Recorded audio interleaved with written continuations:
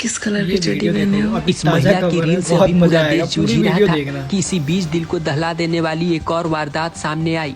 दरअसल घटना झारखंड के एक सुलभ शौचालय की है, जहां एक युवक ने पेशाब का दाम देके चोरी से लैट्रिन भी कर लिया।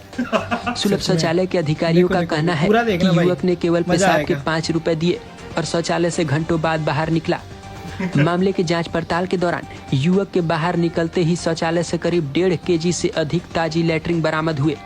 एगो बात बताओ, 1.5 किलो लैट्रिन नापे के गइल लखो।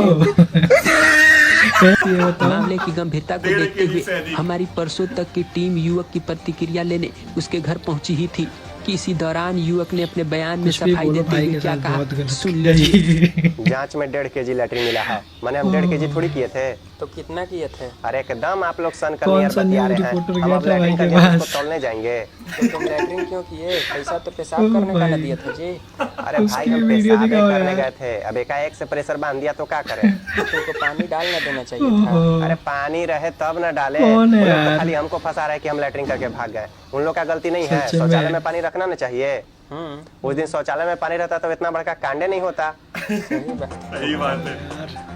युवक ने अपने बयान में इस घटना का दोषी शौचालय प्रबंधन को बताया है। फिलहाल लैट्रिन करके भागने के आरोप में युवक को गिरफ्तार कर लिया गया है।